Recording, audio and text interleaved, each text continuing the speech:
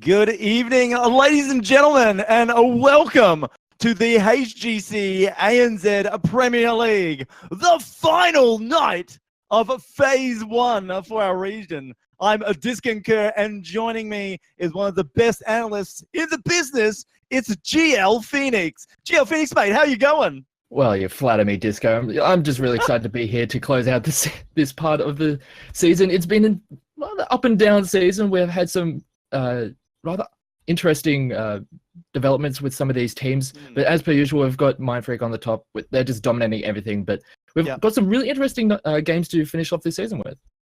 Yeah, that's it. So with for those who maybe this is your first time tuning in to check out what our region's all about, let's just give you a bit of a rundown on the play or the league itself. It's been a 8-week league. It's technically 9 weeks because there was one week break, but it's been 8 weeks of intense combat between the top 8 teams in the ANZ region.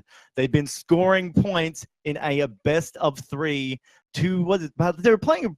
Some teams are playing like 2, 3, 4 games. 4 games a week, maybe even a night. It got some hectic sometimes. So it's been a big game. It's been a double bracket, so double round. The double round robin, I think they call it. That's GL, and the teams are almost locked in. Like the list is pretty much settled, right? We know who's going to Rio de Janeiro, who's going to Latin America to represent the ANZ region, or the 2 teams going to fight. But outside of that, tonight, I think we talked about it before the thing. Tonight, we were talking about who could actually affect the table, who still has a chance to rock the boat. And of course, the first ones that come to mind is the game of Outlaws versus Mprox. And I think that's just trying to bring up the schedule now. I mean, it's a game that we would assume that Outlaws will take out. But if they happen to lose it to Mprox, Outlaws is actually going to be tied equal place with Downfall in that 3rd, 4th position.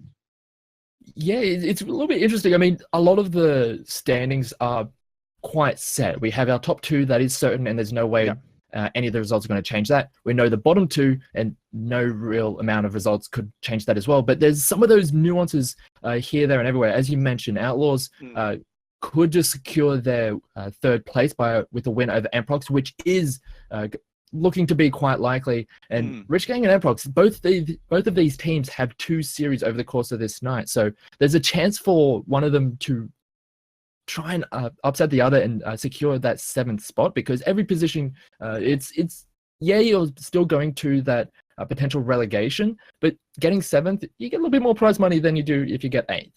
Yeah, so it's not just honor. There's a little bit more on the line than just honor and reputation tonight. There is that, obviously the prize, the pool, the thing that teams, besides the prestige, are also fighting for. So, but unfortunately, we won't be streaming that game. The first match of tonight will most likely be up against Rich Gang versus Aztech. Should be a solid set. Both these teams came into the league with such promise about what would happen, and they just sort of fell off sort of mid-season. Aztech have made a much better comeback in the later half, really starting to synergize together as a team. They weren't really playing. You wouldn't be saying they were playing, not that they weren't playing up to standard, but as a team, they weren't playing up to standard. But now, I mean, Aztech are a fighting force. Phase 2, I can't wait to see these guys back in action next phase to see what they can really do, because, they're taking games off Outlaws. They're taking series off Outlaws. So starting to creep into the top 3, top 4 teams in the ANZ region because of that. It's really good to see. Rich Gang, GL, it's been an interesting story all season. Roster changes, problems, and all sorts of things have seen them get to where they are now. But again, there are another team that have the potential, but man, it looks like they may be going to the Crucible. Yeah, that's one word we could throw around a hell of a lot with this team, that they have had the potential to be good. Coming out of the preseason qualifiers and into the start of this season, quite a few of the analysts and a lot of the casters here, we were expecting this team to be potentially in that top 4 because of how dominant they looked in those preseason qualifiers. Also with Aztec, they were known as GG Go Next at that point. But coming into the start of the season, they had some of those roster shuffles, and it didn't necessarily mesh right off the bat, and that's where they got a lot of those early losses. But as you mentioned, they have kind of, as the season gone on, really started to gel together and putting on some good performances. And as you mentioned, I'm looking forward to seeing how they come into next season, with all of this momentum behind them. But Rich Gang, it's really hard because they just haven't really turned up throughout this season. And I mean that in a literal sense. They've had quite a few forfeits because they just haven't been able to field their roster. And it's really unfortunate because we've got players on this team like Fesh and Jim Jam who have so much experience and are so very talented that it's just unfortunate that they haven't been able to really show that. It's true, but we're very fortunate tonight, GL, that we are about to roll in to game number one, series number one for tonight. It is Rich Gang versus Aztech, and it looks like we will be going on to Infernal Shrines, and it's loading up now. There we go. Woo. Starting off on a nice map. I think a lot of the region here in ANZ really do prefer this map. It's got a lot of things going for it, and it's a very well thought out map at this point. It's very well figured out, I guess is the way I should. Well, and it's very popular as well. Lots of people just like playing on this map. They did a change quite some time ago that just upped its playability, and people are loving it. So Infernal Shrines is all about capturing the objectives as they spawn in the lanes to give you an advantage in the form of what we like to call the Punisher. John Cena? Yeah, John Cena is a good name. He'll start slamming away and make it really rough for your opponents. But yeah, that's one of the things is you can just go play very much for that objective, go for the team fight style.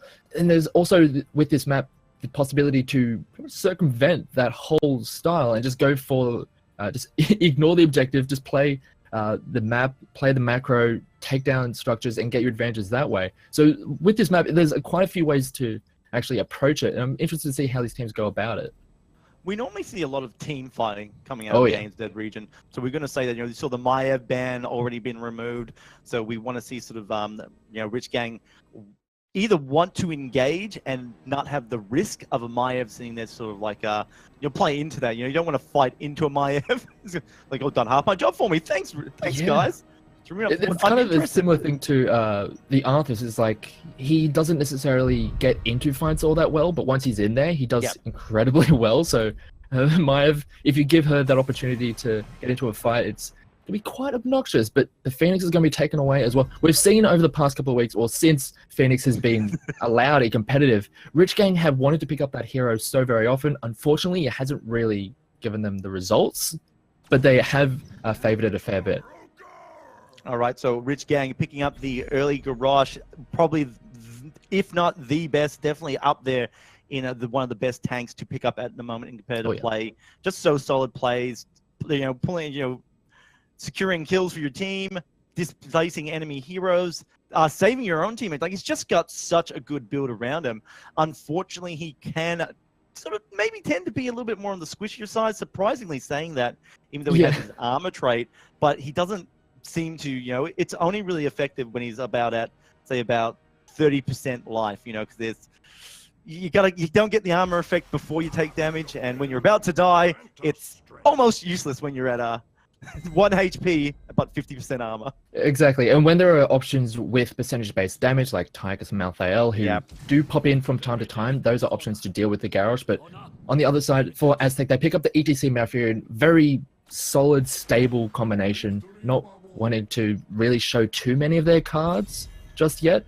And the response is the Hanzos too. So we're getting a lot of the higher tier picks, and they're not really showing too much on either side, allowing a lot of flexibility towards the latter end of the draft. I do like the ETC Malfurion, even though it isn't sort of showcasing everything. It's a great setup composition, either ETC going into the entangling routes from Malfurion, or Malfurion setting up the entangling routes for the ETC. Infernal Shrines, it is a little bit of a big map, and maybe we could see a crazy laning ETC in the stage dive being taken, but I really doubt that. Probably going to be from the mosh pit. So the Malfurion ETC synergy there, it's just fantastic, and it just leaves so much on the board. But Rich Gang, with Garrosh, with Hanzo, with Stukov, they've kind of secured great chess pieces already, and there's so much like diversity that's really hard on the side of Aztec to ban now. Do you want to weaken their solo lane, which is currently what they're really lacking?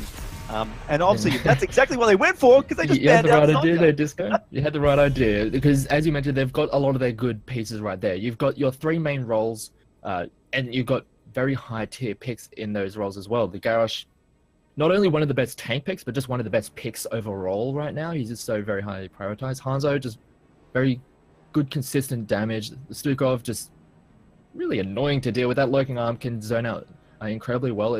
And when you have things like ETC on the other side who want to be sliding in or trying to make some plays, that lurking arm can really separate a team and make it really hard for everything to work together.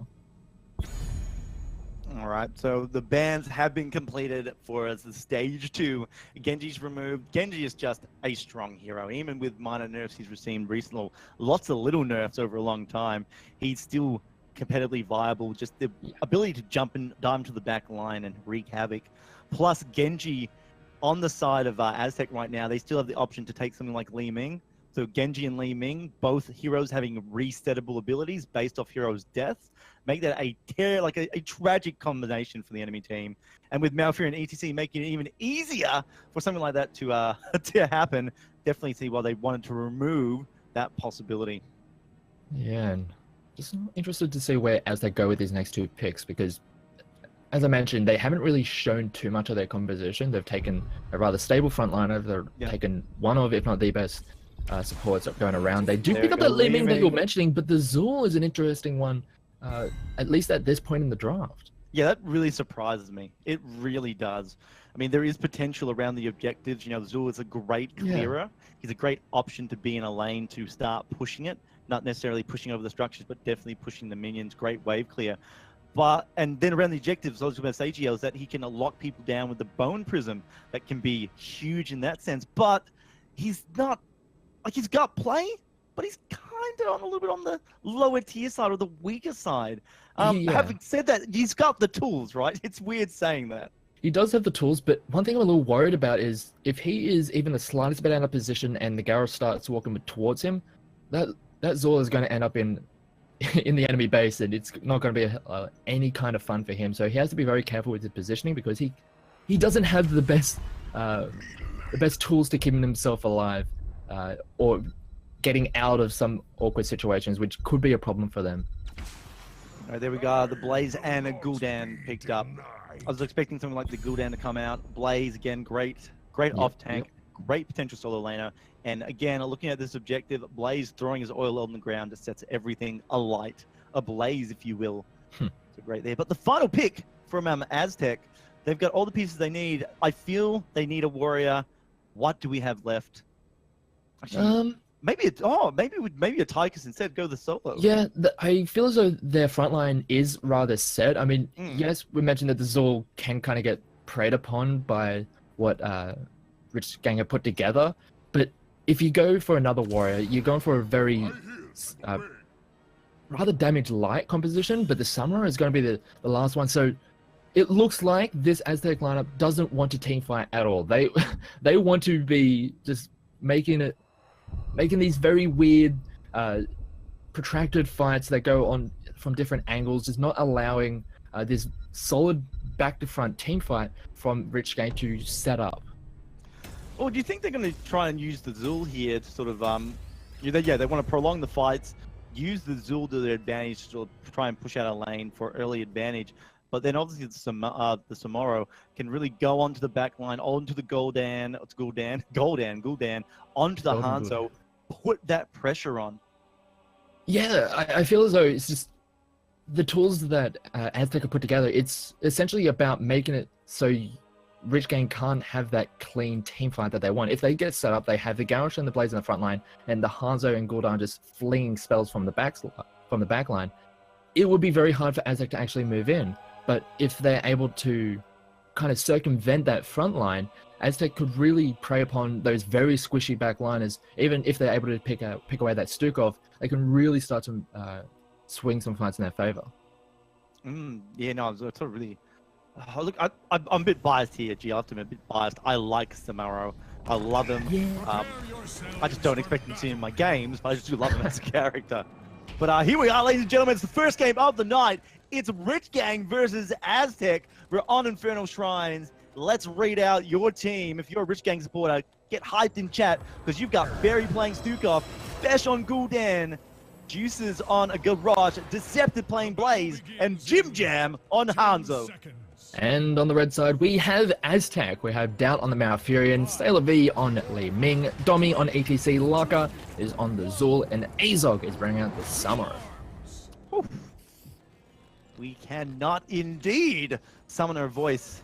I like it, start the team. So we've got obviously the traditional fight in the mid lane, trying to secure an early push so you can get the lead rotation in your larger squad at both sides.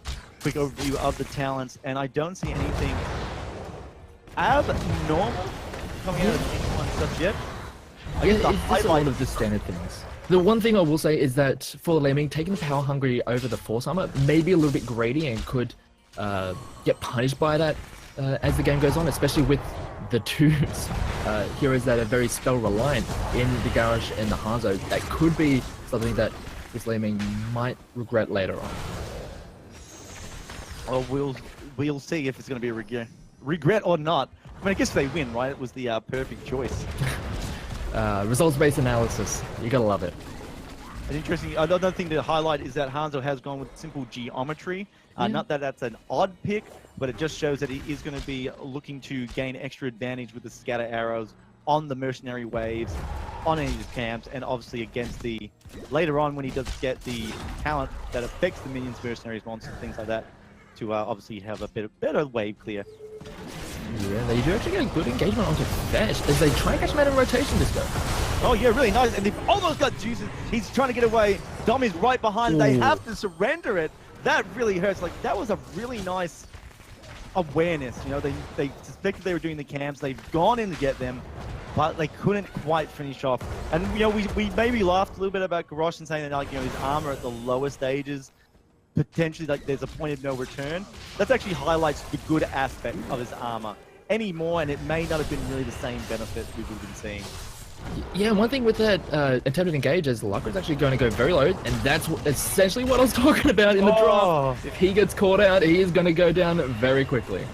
Wow, that was a really bad play there, Gio. You know, just in the sense that after they had their failed gank attempt, they didn't respect the fact that their lanes were going to be pushed in just a little bit, and really needed to play a little bit more safe and stay behind, you know, behind the minion lines.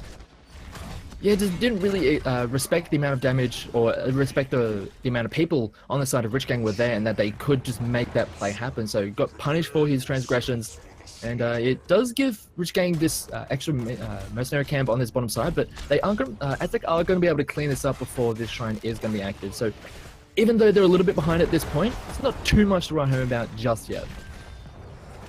Not yet, but the shrine is activating. It still will give the winning team an advantage in the middle lane, but still somewhat important. But look at this. I like it. Aztech going in there looking for a kill. Trying securing the shrine early on through a kill via juices. It's like, we missed out on you last time. Can we get it this time? Oh, there we go. They will. That's really nice. And even Zul, like, Zul's bone prison was just about to come into effect.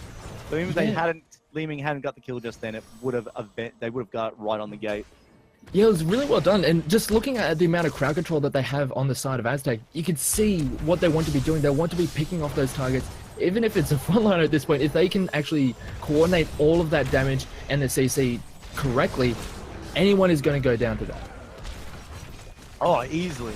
Easily, it's just so much. But Aztec sitting here on the point, eating away at this objective now. Jim Dam, Juice is incepted, looking for an opportunity. Throw Domi off to the back, but it's ETC. He can power slide to safety. Tangling Roots comes down from Malfurion, holding him in place. Blaze is actually in a little trouble, gets taken out. That's one member down on the side of Rich Gang now. Aztec looking for more opportunities, but it will still be Rich Gang that almost secures the objective. Now they do. Yeah, just a little bit too late to the point for Aztec. So even though they did get some nice kills and got them back into the experience game, they weren't able to prevent Rich Gang from cleaning up a lot of those Guardians, and we weren't able to prevent them from getting this first objective. Sure, it's not going to be able to get too much done, as they are going to try and engage onto it. Oh, and there they go. The orb goes in. That doesn't actually connect, and Rich Gang just back out.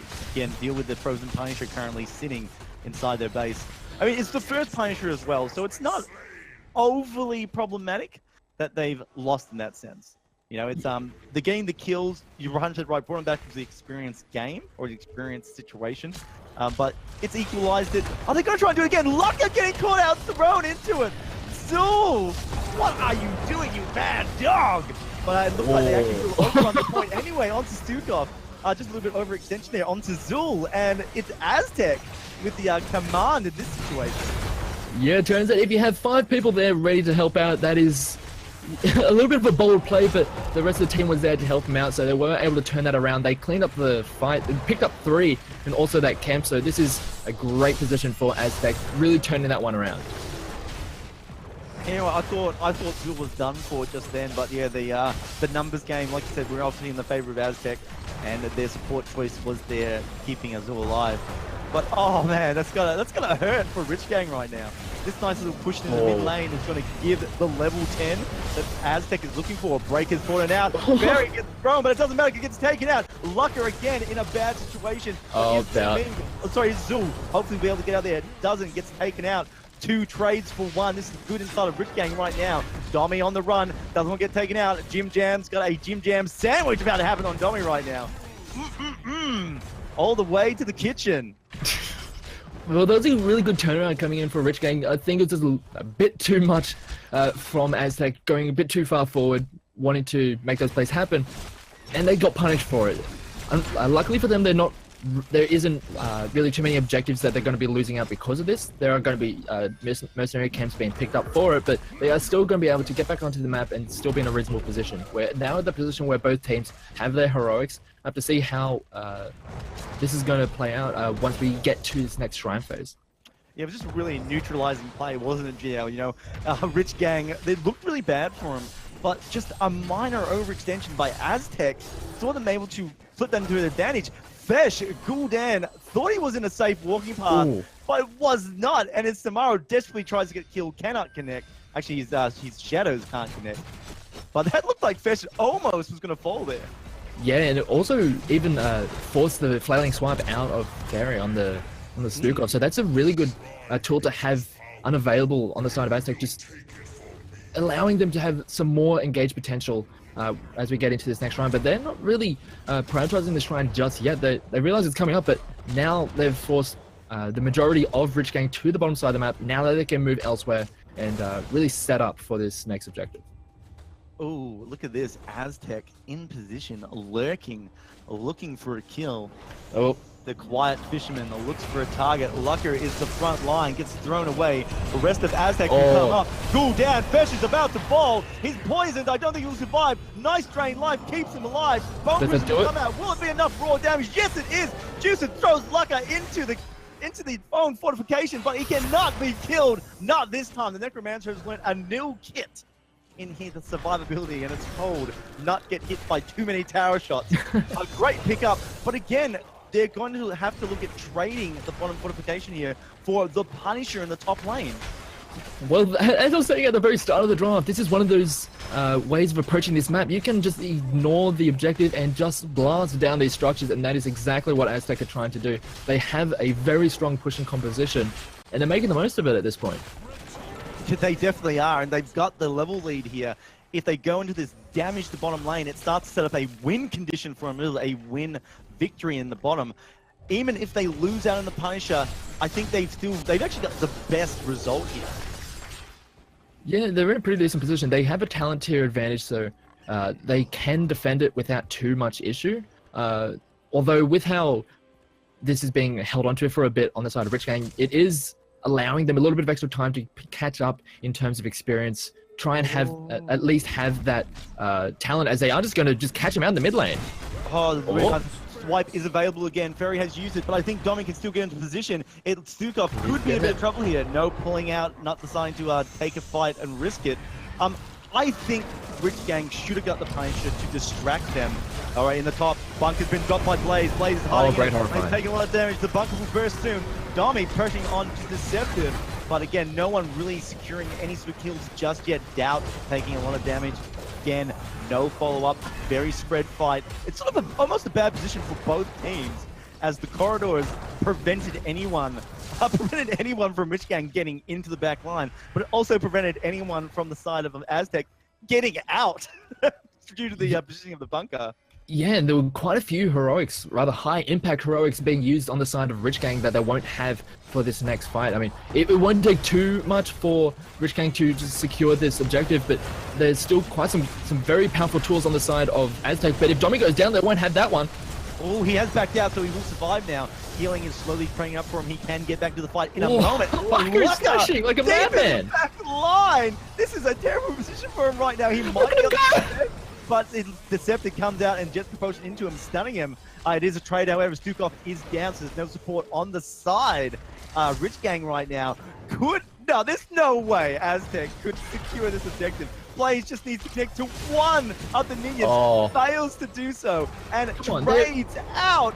You got to be joking me, GL.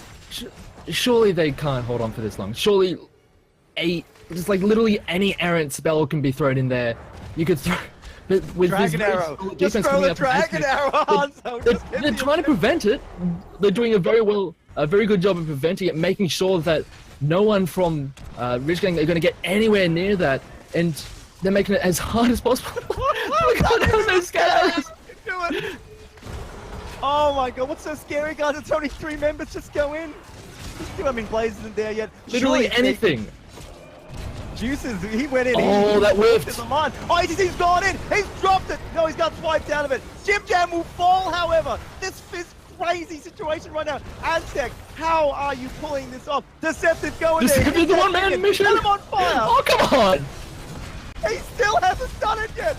Tommy thinks finally it trades in a favor of Rich Gang. You have to be kidding me. What a beautiful position by Aztec. They're actually still going to come out on top of this, getting extra kills. Wow, that I'm going back to it. When Rich Gang decided not to pick up the Punisher earlier, I think that was a mistake. I think that was a big mistake in this situation.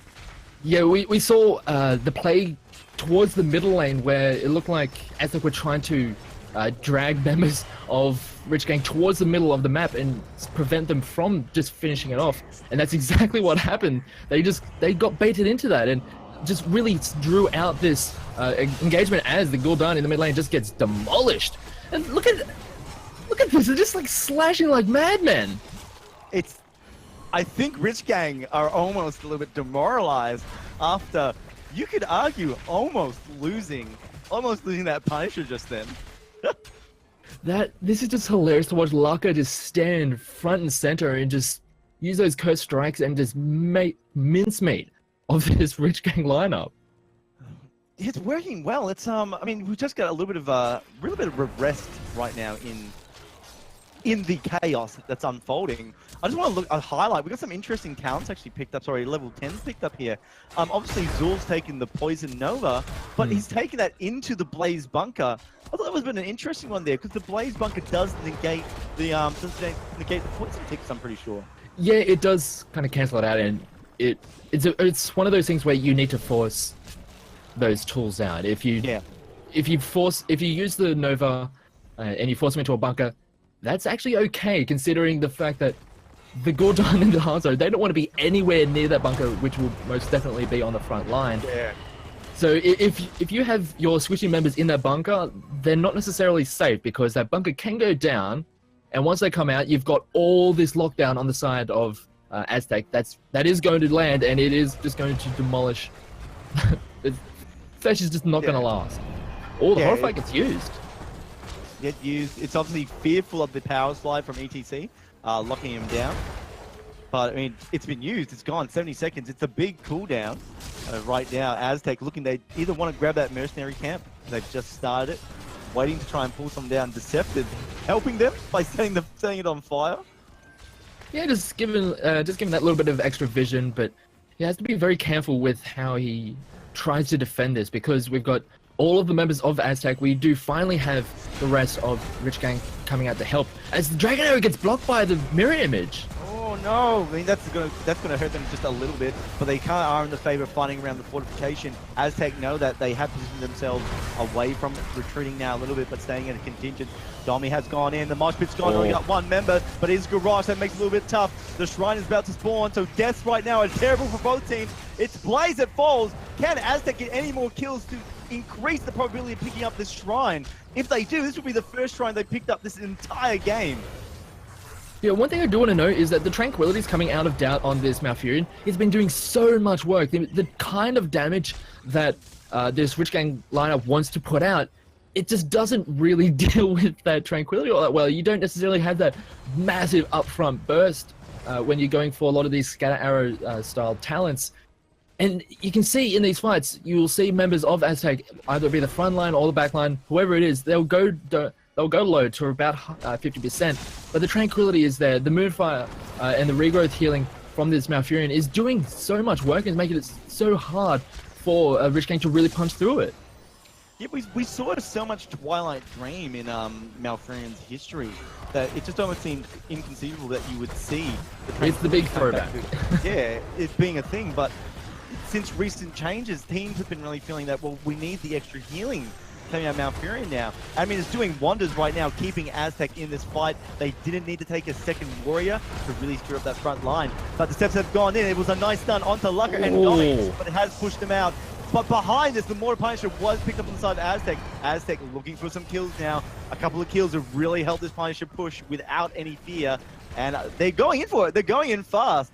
Sailor's going to be slightly delayed, but the master is Li Ming. They did try to get on the Jim Jam. They have locked him down with a Bone Prism, and it's on. Domi goes in. Hanzo goes out in a blaze of glory. And Blaze has now finds himself in a mysterious bunker. Running away is under 50% health. Does get thrown to safety by Juices, but now it's Juices who's got the Bone Prism in an insane situation.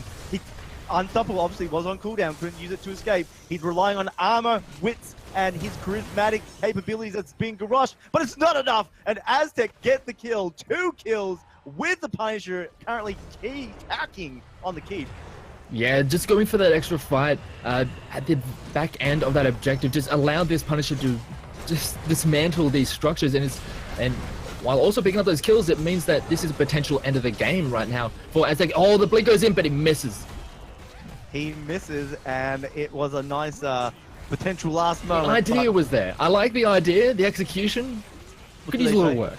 It's the thought that counts. And here we are. Now, is it going to be enough? Can Aztec do something? They have lost one of their members, so it's a little bit in the comeback category right now for Rich Gang. They could get some kills here, but they're just not connecting. Look at these health pools. They are so healthy. These guys are fresh, Aztec. Well, the Tranquility has ran out, so they are going to be... Some of this damage is going to start landing, and Sailor is going to be the first target, but they're okay to just keep on walking away. Look at the damage going across.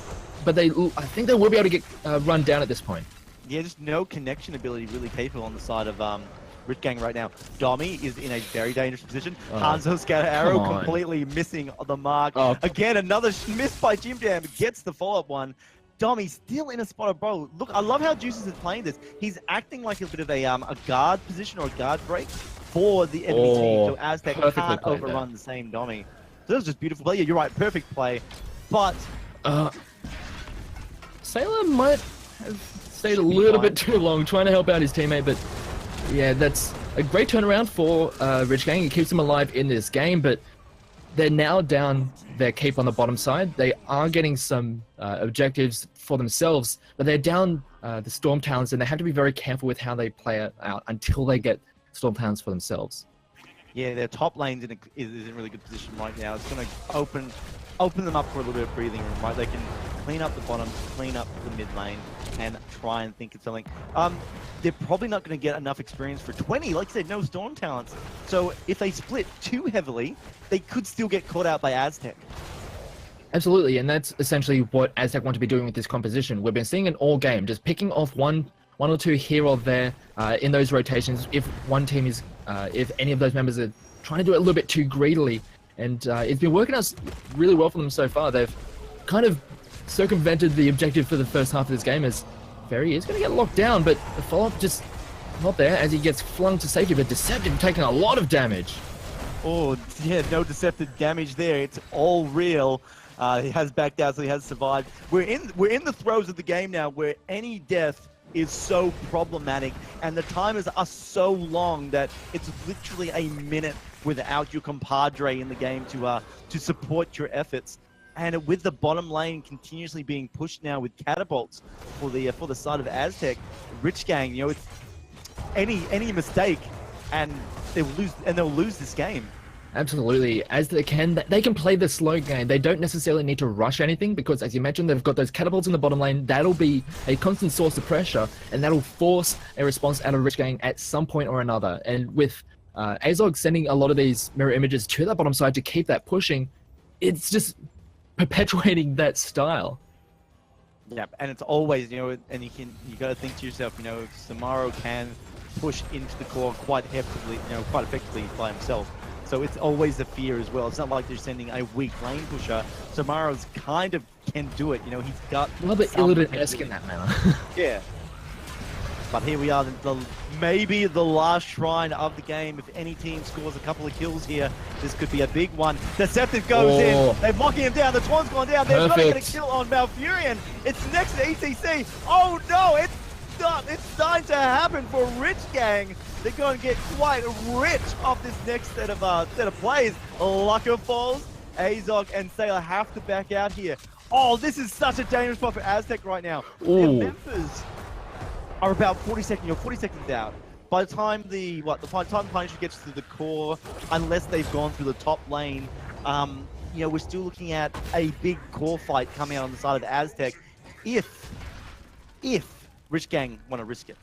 Yeah, and that's essentially what I was saying in the draft, that this composition from Rich Gang, they want to play those back-to-front fights as they are going to catch out Deuces in the rotation, trying to pick out Sailor on that, as he was going towards that bottom side, trying to pick him off, being a little bit too aggressive, but Deuces takes a lot of damage, and this is just going to allow the rest of Rich Gang to keep on pushing forward. But as I was saying, this is the composition that wants to play those back-to-front fights, and that's what they were allowed to have. They were able to get that engagement. They had their tanks go in, disrupt them, and they were able to clean up those really squishy members on the side of Aztec. And at that point, Aztec just couldn't really continue that fight. Yes, Azog was able to clean up Fairy on that backline, but it just wasn't nearly enough. They didn't have the front line or the healing to keep themselves in that fight, and that's how Rich Gang are able to keep themselves in this game. Yeah, that's the trouble of losing, you know, playing a one warrior composition, is that once that warrior's gone, your front line is literally gone. You don't have anything else to rely on. And, you know, we talked about, they lost two members right at the start. They lost Malfurion and ETC, GL. They lost their two most important members in this team composition.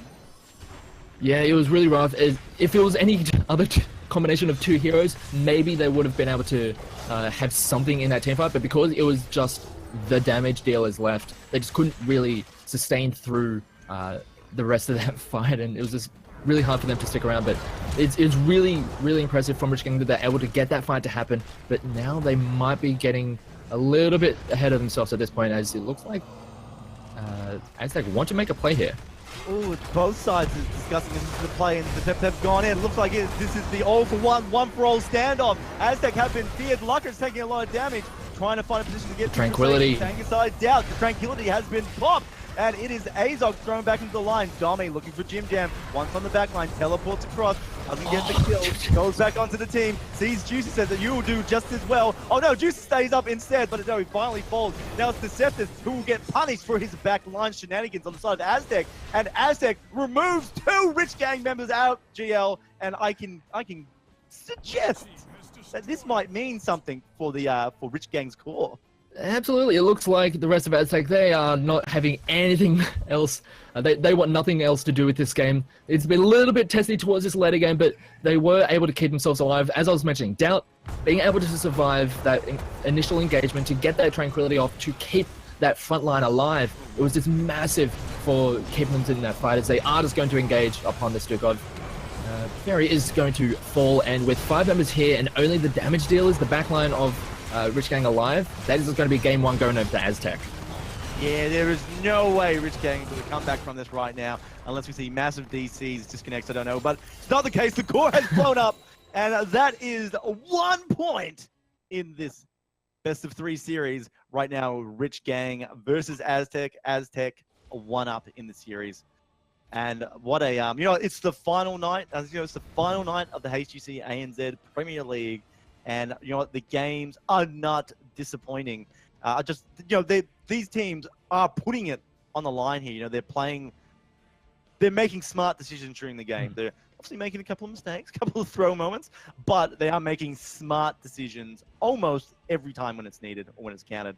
But man, that game, wow, GL, what's I love that. Was really exciting. I haven't.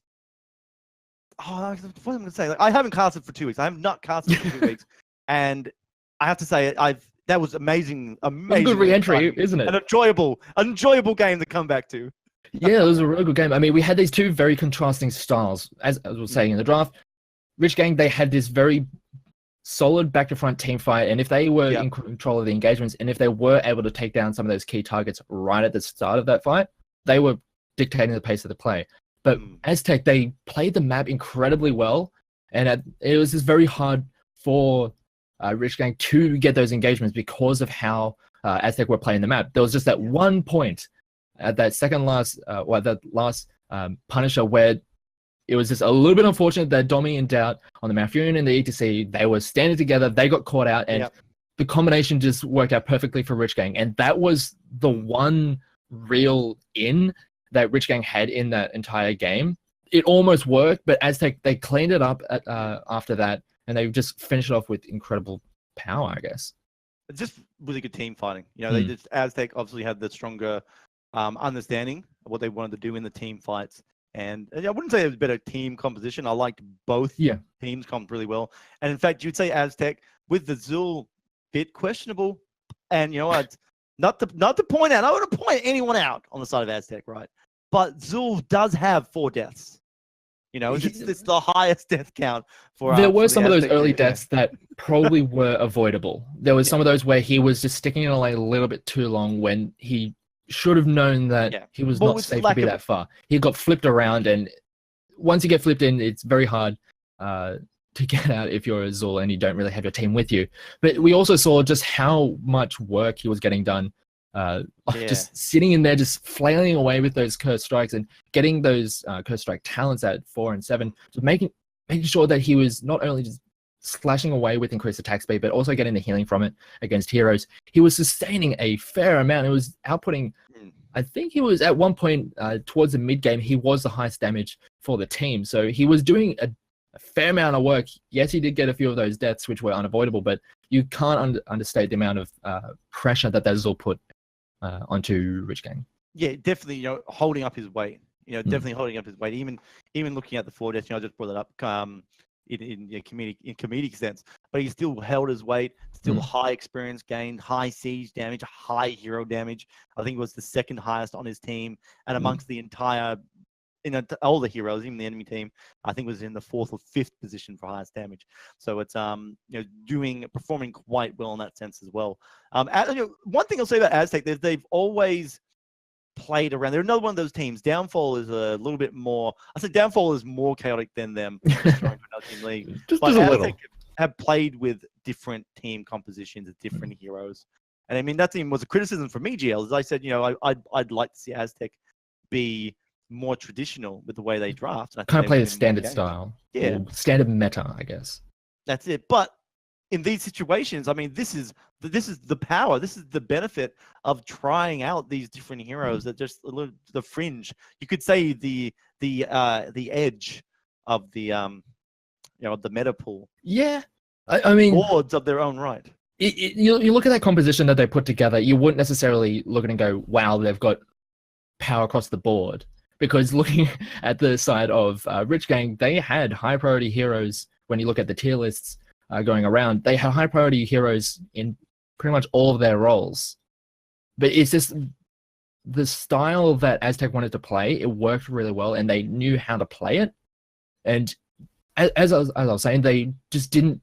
They ignored those first few punishes. They realized that's not the style of game they wanted to play. They wanted to get their advantages elsewhere, just take structures and get their advantages that way. And then towards the mid-late, then move towards the objectives and get those fights going in their favor. And it was interesting how they worked together that composition. And it was actually quite impressive how they'll actually get it to work. Well, speaking of getting things to work, GL, we're actually getting the next map up and running. And even though we saw Aztech just win, Rich Gang has decided that they need to have first pick going into the second game. They're going to win off having a stronger hero lineup than inside of Aztech. They've chosen to go for first pick in the second game. So Aztech have chosen to play on a Dragonshire, and we are almost ready. Let's speak of getting things to work. We are almost ready to go on to the next map. And Dragonshire, I feel Dragonshire we consider it to be the OG. Yeah. It's kind of the OG map when it comes to like the having to run the gauntlet of all the different styles of strategies. It's one of those maps where it tests pretty much everything. Everything works, but in a breath, you kind of have to do a little bit of everything as well. You have to have that strong solo laner. You need to have ability to capture objectives almost independently or make smart rotational calls. It's controlling a monster. Once you capture the bottom and top shrines,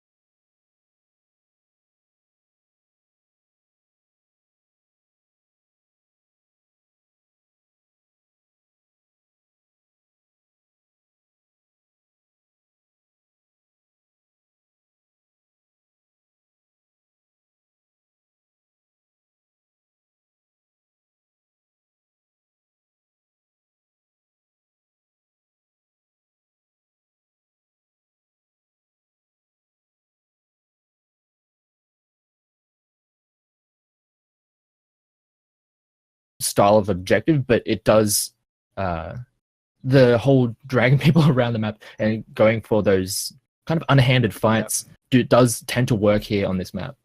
All right, look, Maev removed. Look, I think we're going to see similar bans here. Maev gone. We're going to see the Phoenix. The Phoenix probably, is just too. He's just too good, GL. That's why you call GL Phoenix, because you knew this day was coming.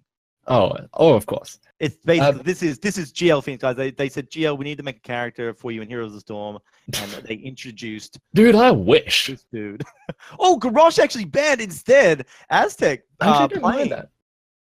I actually don't mind that, because the Garrosh, we saw how much power it had on that first game, and to be honest, like when Phoenix first came out, there was a lot of hype and how overpowered he is and how he's just going to essentially dominate the entirety of the pro scene.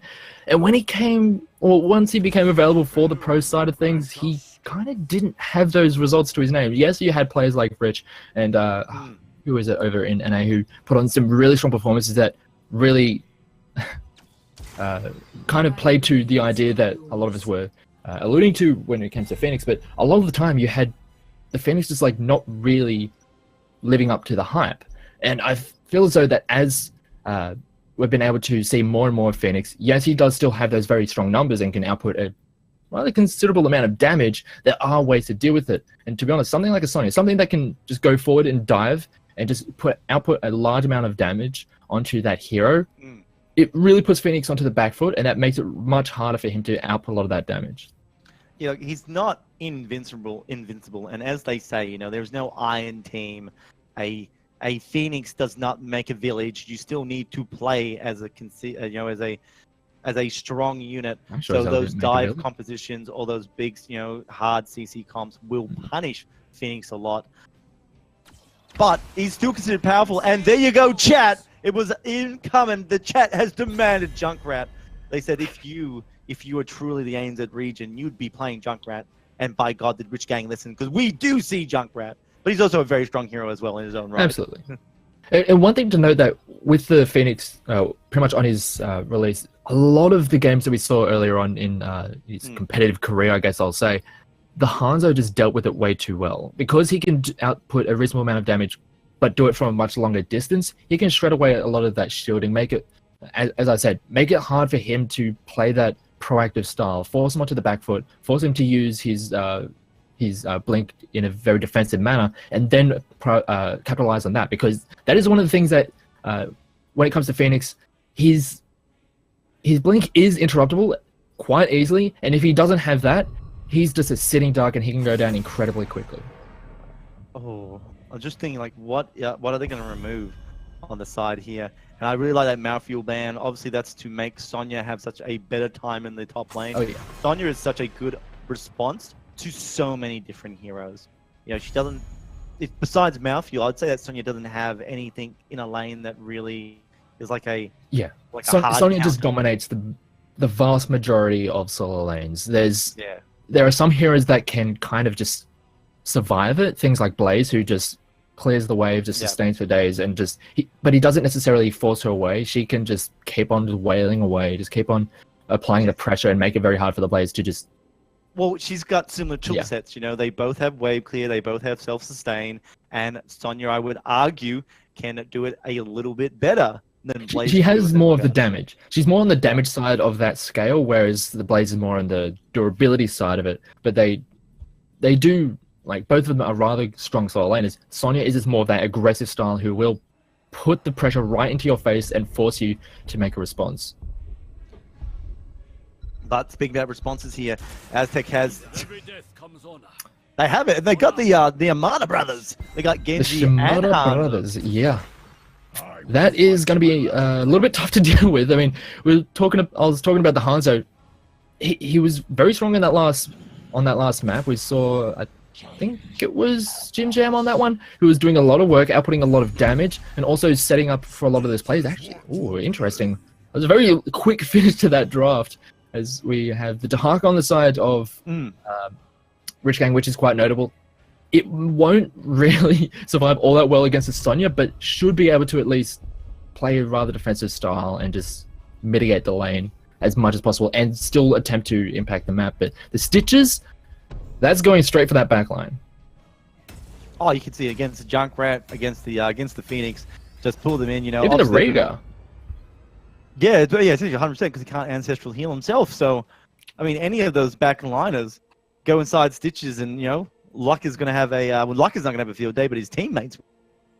Absolutely. We've got a rather considerable amount of damage coming out on the side of Aztec. They've got the Hanzo and the Genji they've been complaining about for months and months at this point. They're just essentially dominating the meta. Yes, Genji got that little bit of a nerf and some other adjustments on this current patch, so his dash doesn't go as far, but he's still got a lot of those tools at his disposal. And I have to see how that influences the way he's played, whether or not it's going to force an adjustment or too much of an adjustment. Yeah, I would say that shortening the dash potentially helps. You know, if you go potentially help with your talents. If you're someone that likes to take the extra damage at the end of the slash, you know, it gives you a new range to play with. Even though it doesn't go as the same distance, it gives you a new set of variables to play with that, and maybe be more effective, to be closer to positioning yourself a little bit closer for the enemies for your shurikens, and then follow up, or vice versa.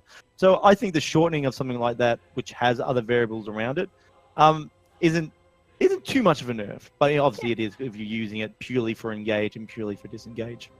Yeah, and it just means that if he gets caught out, if he doesn't go necessarily as far, people can still catch up, or may be able to catch up to him with something like the Phoenix, who can just blink right after him and just keep on applying the pressure. And if the Genji's out of his movement options and the Phoenix blinks after him, he's not going to have a hell of a lot of fun at that point.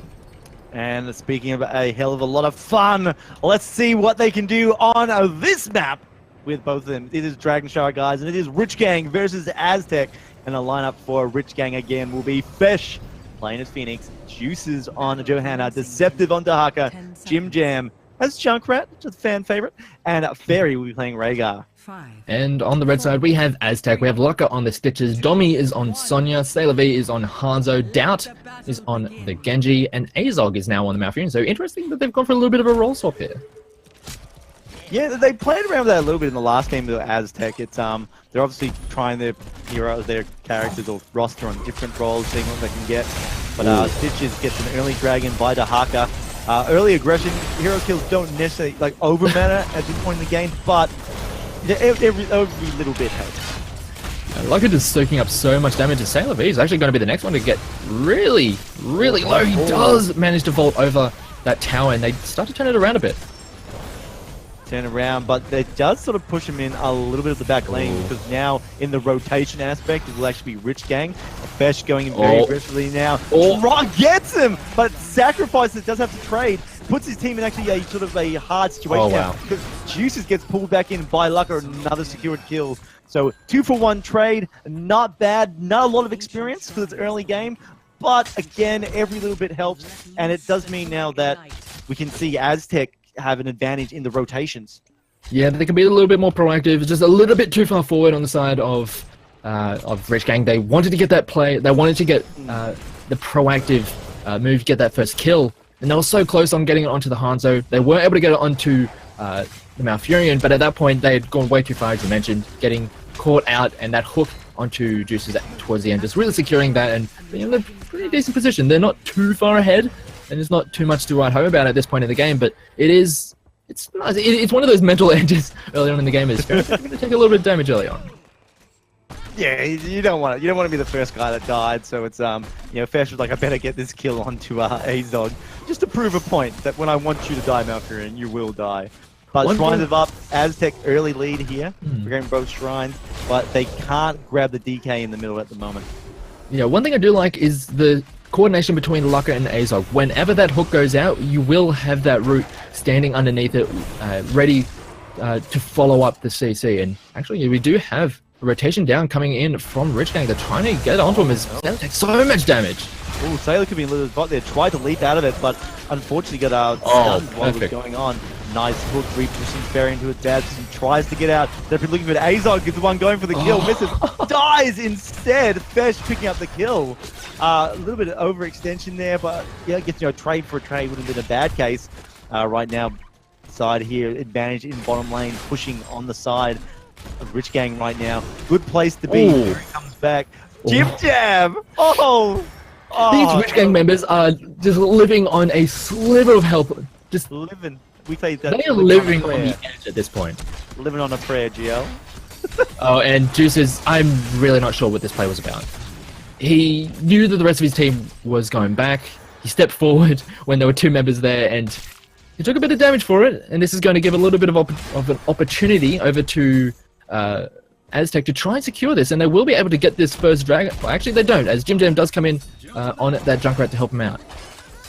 Look, you could argue that what was Johanna doing, buying just a little bit of time, and it kind of really worked out. You know, just that little bit more. Any other tank may have been in a spot of bother, but Johanna can be pretty safe.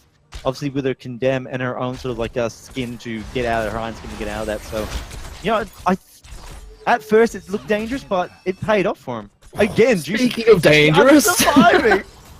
Oh, this is very bold from this Johanna, but it is yet again going to be both of the shrines going over to the side of Aztech, as the mercenary camp is going to be picked up on the top side for Rich Gang, so they will have that little bit of extra pressure, and maybe they can use that to secure them at least the top shrine, as Dowd in the middle lane is actually going to get it caught out, but there is going to be a response kill, so 1 for 1 yet again. It's just trading kills back and forth here this game, Disco.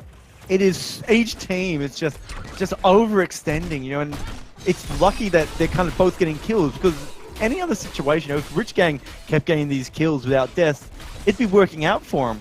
But because they're trades, it's kind of a neutral play, so you could argue almost that it's good for, you know, Rich Gang are making smart decisions.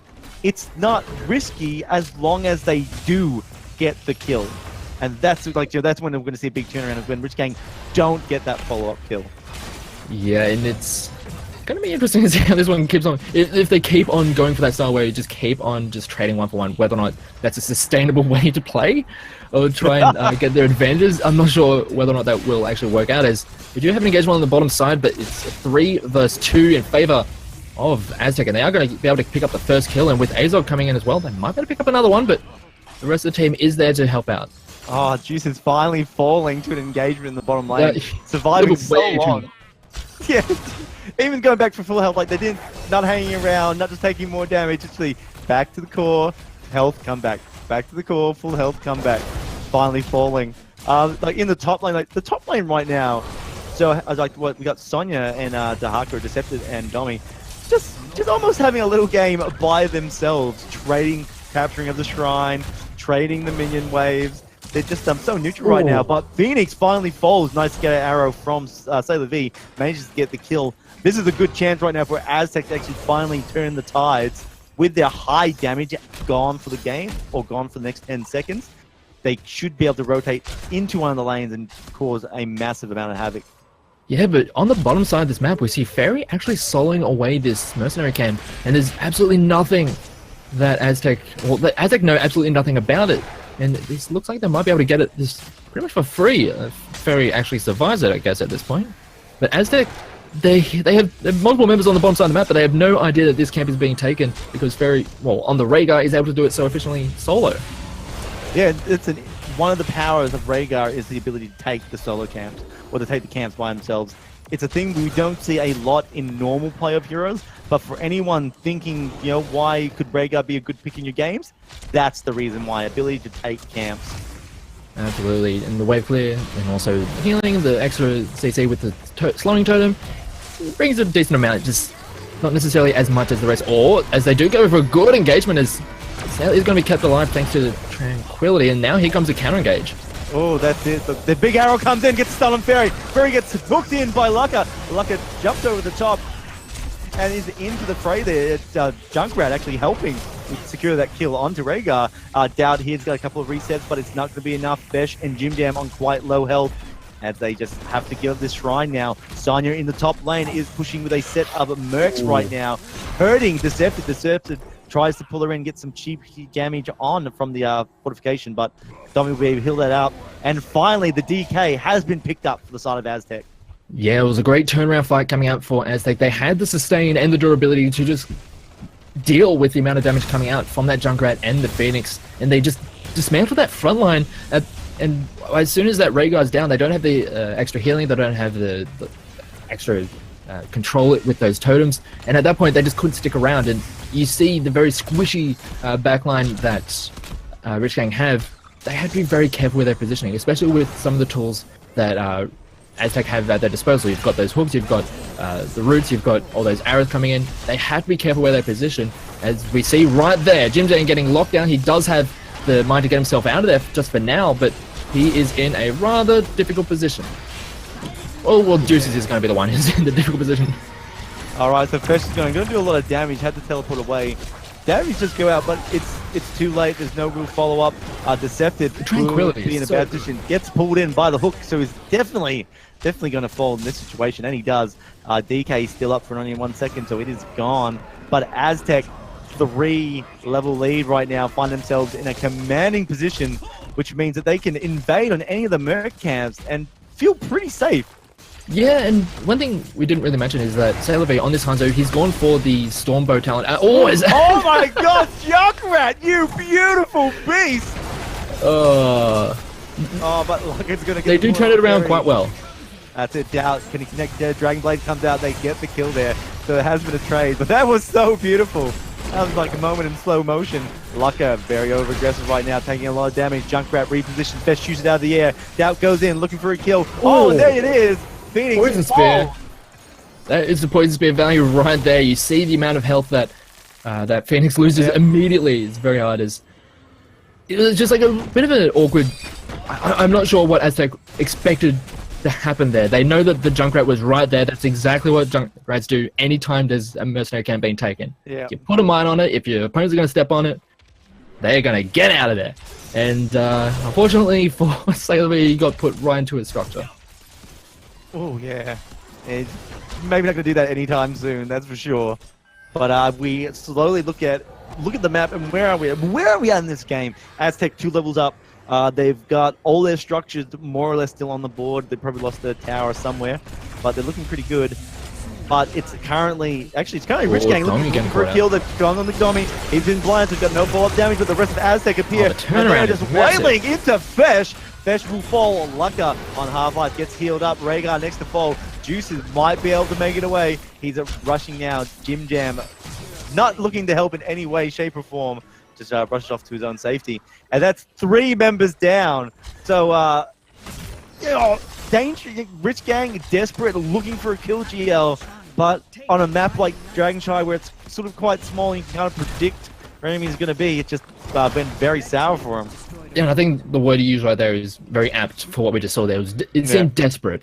It looked like Rich Gang, they realized that if this game just kept on being dragged out the way it had been for however long it has been so far, 10 minutes, almost 11 into this game, that they were just going to get ground out. They're just losing out in experience.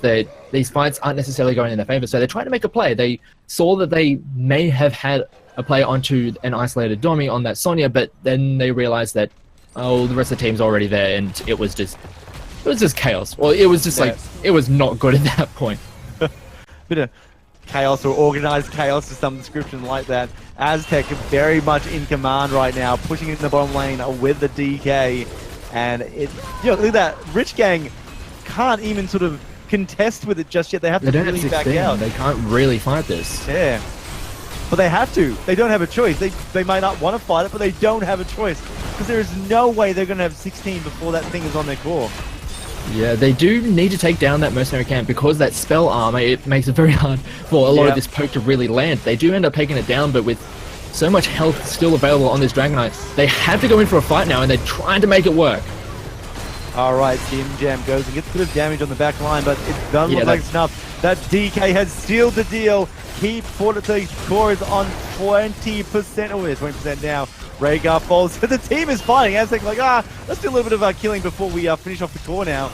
Get our stats, pat him out a little bit, but that's it. The core finally falls, and Aztec defeat Rich Gang 2-0.